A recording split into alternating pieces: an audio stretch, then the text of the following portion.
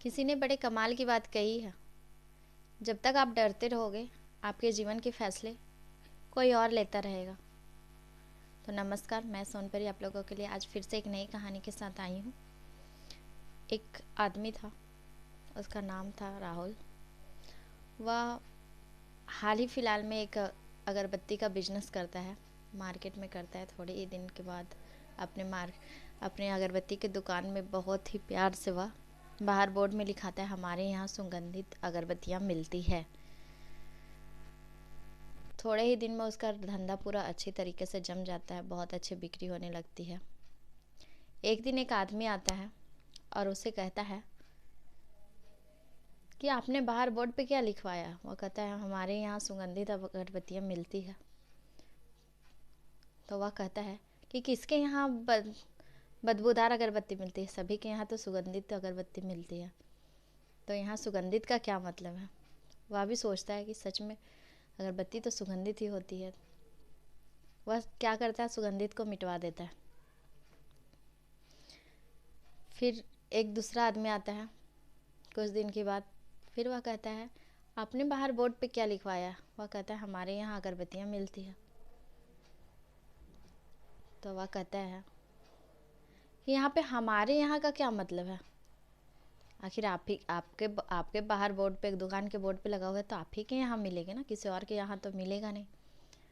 वह क्या करता है, हमारे यहाँ को भी मिटवा देता है। कुछ दिन बीतता है, फिर उसके पास दूसरा आदमी आता है, कहता है, आपने बाहर बोर्ड पे क्या लिखवाया।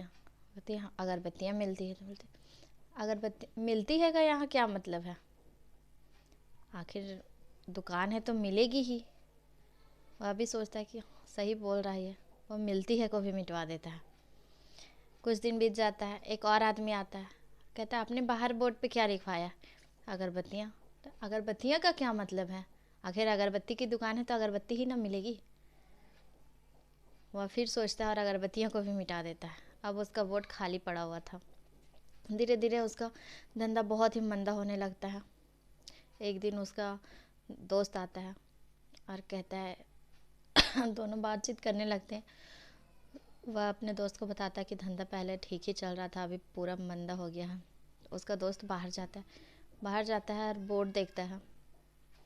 तो वह कहता है, बोर्ड खाली देखता है। फिर उसके पास आता है, कहता है, तुमने बोर्ड पर इतने बड़े बोर्ड, खाली बोर्ड क्यों लगवा रखे हैं, उसमें लिखवाओ हमारे यहाँ सुगंधित अगरबत्तियाँ मिलती है। उसके बाद देखो फिर धंधा कैसा चलता है। उसको अपनी पिछली बातें याद आ जाता है कि हमने तो सही लिखवाया था। कभी कभी लाइफ में किसी का फालतू एडवाइस लेने से हमारे लाइफ में भी प्रभाव पड़ता है। तो इसलिए कभी कुछ गलत बातों को नज़रअंदाज करना भी बहुत ज़रूरी होता है। तो अंत में हम यही कहेंगे, ऊपर वाले के आशीर्वाद के साथ, खुद की मेहनत के साथ कर दिखाओ कुछ ऐसा जिससे इतिहास बन जाए। धन्यवाद।